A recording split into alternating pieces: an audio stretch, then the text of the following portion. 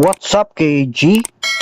So, pang 38 days na natin ngayon sa ating codex. Pero bago yon, i-check na natin itong dalawang natitirang mga pure Axie na titingnan natin sa marketplace kung magkano. So, yung ating mga last video, Reptile ang pinaka-rare sa lahat ng mga nabibreed ngayon.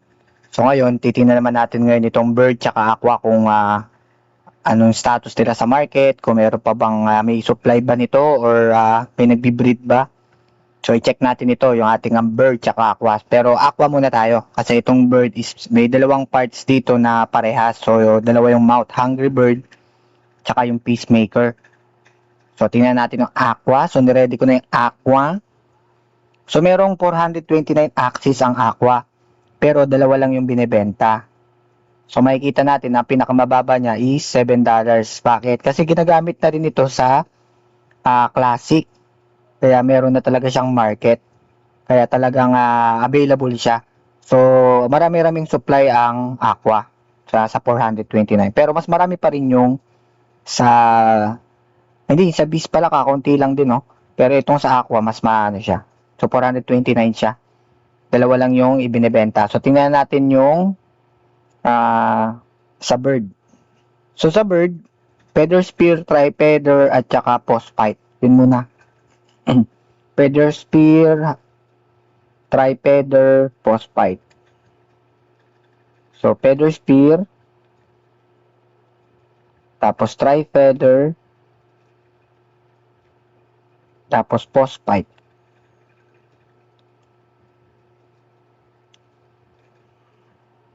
So, tingnan muna natin itong mga, na to, kulang pa ng mouth to, pero tingnan natin. So, wala siyang, no? Wala siyang kaparehas, wala pang binibentang ganon. Kasi, mostly, baka ito yung pinakamahal dahil mga bird ang nag-dominate nung nakaraan, eh.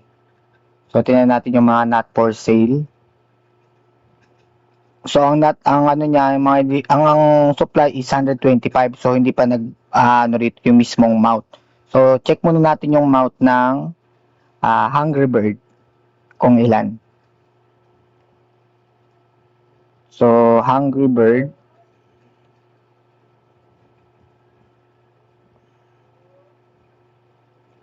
So, merong 10 lang ang ganun, guys. Tapos, ano pa siya, hindi pa siya, ito, isa lang yung parang naglalag ako, eh. Naglalag, ano ba yan? So, kakaunti lang yung talagang bird, no? Uy, meron pang nakaban, no? Na hungry bird. Tapos yung isa ay ano ba isang mouth? Hungry bird tsaka peacemaker. Try natin yung peacemaker. Ilagay na rin natin yung peacemaker dito. Na mouth. May peacemaker kasi na horn. So, sa mouth na peacemaker, wala. So, walang peacemaker. Ulit na. Tanggalin natin yung hungry bird.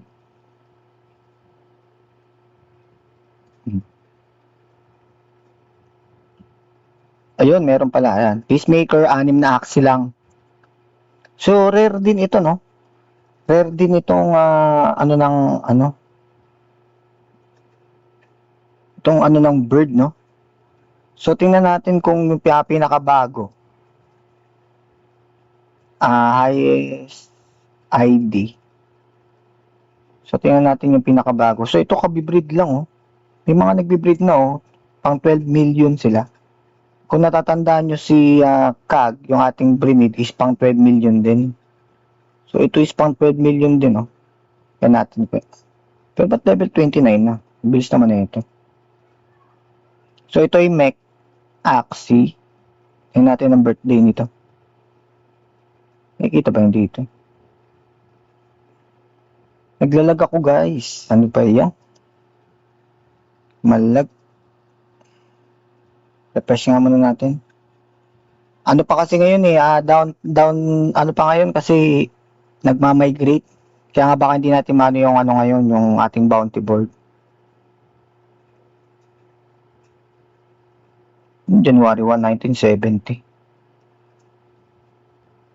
April 17 lang siya na-ascend to level 20. Lalag talaga. Malag talaga, malag.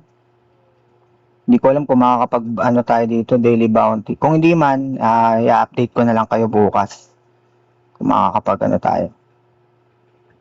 Pero check kasi natin dito yung ano sa marketplace. Na-access pa naman yung marketplace eh. Hindi ko ewan ko lang itong mga task natin kung ma-access pa natin. Isa pang refresh. Hindi natin makita eh. No? Nasa taas yun eh. Ba yun? Wala. Dahan-dahan lang. Pero wala pa rin naman binibentang ganito. So, tinitingnan lang natin kung may mga nagbi-breed ba. Kung pinaghahandaan ba nila yung pagdating ng Atias Legacy. Pero matagal pa naman. Hindi pa naman sigurado rin talaga. April 17. Malag talaga guys. Meron kasing ano ngayon ng Ronin migration. Kaya medyo hindi tayo makapagano ng ayos. Ano? Hindi natin makita yun eh. Yun eh. Sa may taas. Pagka ina-up mo, ayaw mag-up. Malag siya yun oh. Oh. Oh. Pansin nyo ba? Nagka-ano-ano siya. So may problema yung ano natin. O problema yung ating network sa Ronin. Malag siya dahil yung migration kasi ngayon is tuloy-tuloy pa. Although natapos na yung countdown, pero yung pagmamigrate kasi is 10 hours yun. So apektado talaga yung mismong ano. Daanan na lang ulit natin to bukas. No? So tingnan muna natin yung ating bounty board. Kung makakapag-bounty board din tayo, check din natin. So ang ating unang task ay craft any Ronin. Yun, malag talaga. No? Malag talaga. Craft any Ronin item. So nakapag-ano na ako niyan kanina. Nakapag-craft na ako. Tapos buy 3 Coco Choco, buy 1 premium. Ito, baka dito tayo mag-fail. Kasi malag. Buy 15 Coco Choco na lang tayo. Malag ang network ngayon. Ano ba yan? Akala ko okay na ngayong hapon. Kasi kanina, hindi rin makapag-Atias Legacy. Makapag-Atias Legacy. Atias Blessing. Hindi ako makapag-Atias Blessing kanina. Halos natapos na lang yung ano ko ng ano. Yun, malag talaga siya guys. Oh.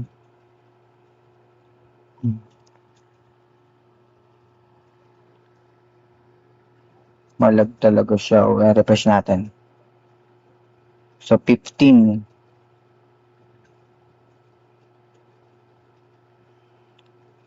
Sabay tayo ng 15.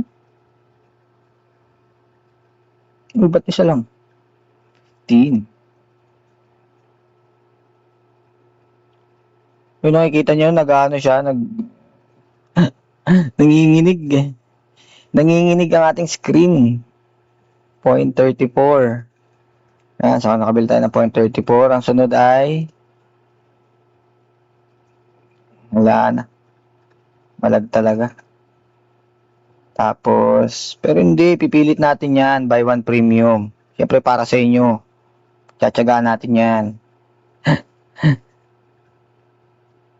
Mahatid lang natin ng pinaka-latest. Hindi natin titigilan yan. So, 0.54 naman. Ang sunod natin, isa lang naman to. Problema, bibili tayo ng Axe rin. Alam ko, buy 1 mech tayo eh. Hindi natin mabasa ng ayos kanina eh. Yan, sas punta tayo ng ano. Binibilisan ko na guys ha, kasi, pang to. Lalag talaga siya eh.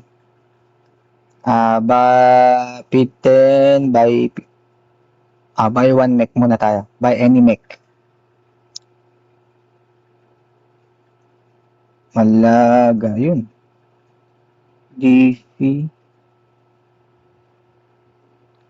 Mech Leafy.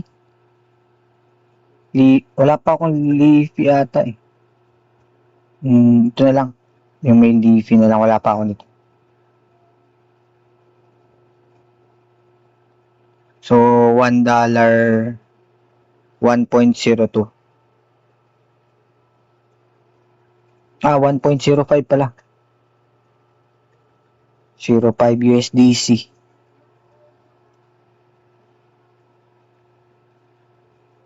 Mako-confirm kaya to, no? Palagay nyo. Mako-confirm kaya itong mga task natin? O naka-pending lang ito? Tapos, feed 10 regular Coco Choco to any Axie. Malag talaga siya. Pa naman yan. Feed 10 regular Coco Choco to any Axie. So, sa Axie na lang natin. Siyempre. Ayan, kay Princess Alara. Yun, nakikita nyo, no? Nag-blur. Feed 10 regular Coco Choco. Hindi yan. Pipilit namin yan. Hindi kami susuko. Yan. Feed 10 regular Coco Choco. So, okay na rin. Ang bilis ng transaction ngayon. Bira, baka mamaya. Bahak ako nito. Baka yung mga pinagbibili ko, wala lang. So, buy 3 Coco Choco, yung pumasok. Verification, buy 1 premium. Tapos, feed 10. Buy any mech. Bukas, isilipin ulit natin yung ano natin. Yung bird na yun. Kung, agano. Tapos, win rank. 1 rank. So, tapos na natin. Refresh muna natin. Tingnan natin rank kung pangilan na tayo. Ay! Magle-level up din pala tayo ngayon. Dapat pala hindi ko inuubos yung points. Ano ba naman yan? Dapat hindi ko inuubos yung points kasi hindi mag-overlap yun eh. Yan, tuloy. Yung Black Killing. Ano ba yan? So, meron tayong reward sa 4.98 BAXS. So, galing ito sa Premier Pool last week. So, meron na naman tayo nakuha. Tapos, pang ano tayo? Rank natin ay pang 675.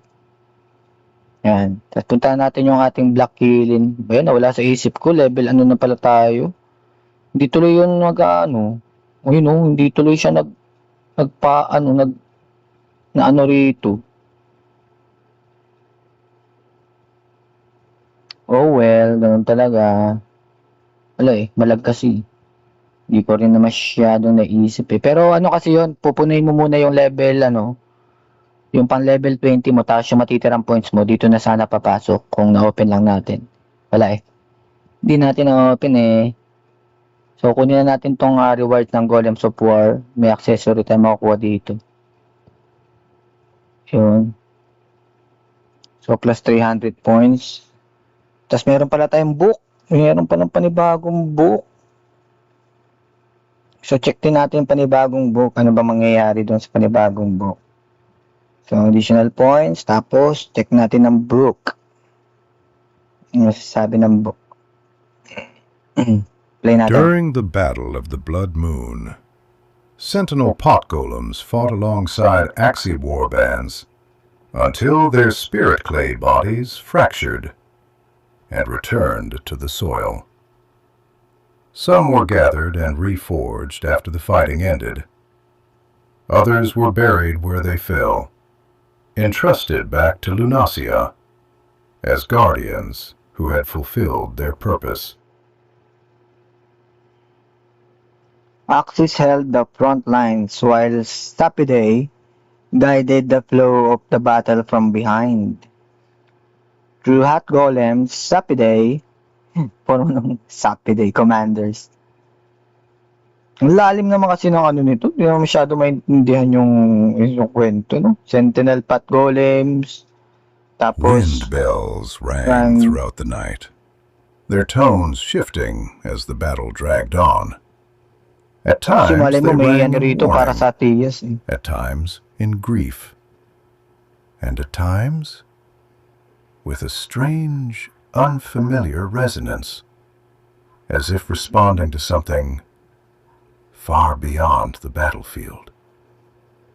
Some Sapidae felt their petrosense stretch upward, drawn toward the blood-red moon hanging low above Lunasia. Sapidae pala yun. At dawn, Gogo snails emerged into the scorched ground, tracing slow spiral across shattered earth. The spirit clay beneath the surface cooled and settled. If the lances were bracing what's to come, nor the Sapidae do not debate whether the golems won the battle, nor do the Axis claim victory. Hirap intindihin ng kwento. They had held the line. Above them, the moon burned red. And somewhere within the chaos of the war, a final, devastating choice was about to be made. Yun na, tas bitin na naman. No? Madali sana to intindihin kung tapos na eh. Hindi naman tapos yung kwento. Hindi ko na nga naaalala yung si Sapidae na yun. Kung ano ba yung Sapidae na yun. So yun lang no, malag no, sayang. Pero bukas babawi tayo sa inyo. Yung iba nating mga titingnang bird at saka aqua. Bukas natin siya pinaka-usi sa akin. Pero sa ngayon, yun, nakita naman natin na kakaunti lang din yung supply at wala rin masyado nagbebenta ng mga ganong axi. So hindi pa talaga siya na... Pero merong mga ilan-ilan ng mga dating supply, pero sa ngayon is wala pa. Pero ang ko lang naman sa inyo, tip ko lang sa inyo, no, kung sa maglalaro kayo ng TS Legacy, hayaan nyo lang muna yung i-review lang natin muna nang i-review yung mga parts, yung mga axi na yan, kung magkano or kung may nagbebenta na baka. Tsaka wag muna kayong bumili kasi hindi pa naman yan sigurado. Ang daming parts ng axi na pwedeng yun yung meta or yung talagang ginagamit. So chinek lang natin yung market kung may mga available bang mga axi na ganun. Yun. Pero wala naman tayong planong bumili or mag-breed or kung mag-ano man doon. Kasi syempre hindi pa naman lalabas lahat ng cards eh. Mas maganda lumabas muna lahat ng parts, lahat ng cards, tapos saka tayo magde-decide kung ano yung maganda nating mga axi. Lalo na mahilig tayong bumili ng mga chops. Di natin masabi kung may suswertehin ba. Pero sana yung mismong yung mga green thorns, small frill na mga axi ko is talaga mapakinabangan din pagdating dito para at least hindi na ako bibili. No? Tsaka sana medyo hindi ko naman yung imbay. Ang gusto ko lang naman is makapaglaro ng maayos. No, yun lang guys, no. Maraming salamat sa ating mga supporters and subscriber. I-like and share ang ating mga video at syempre saludo sa inyo mga mama at sir. At syempre palagi naman natin sinasabi, makita-kita lang tayo sa arena. Game on!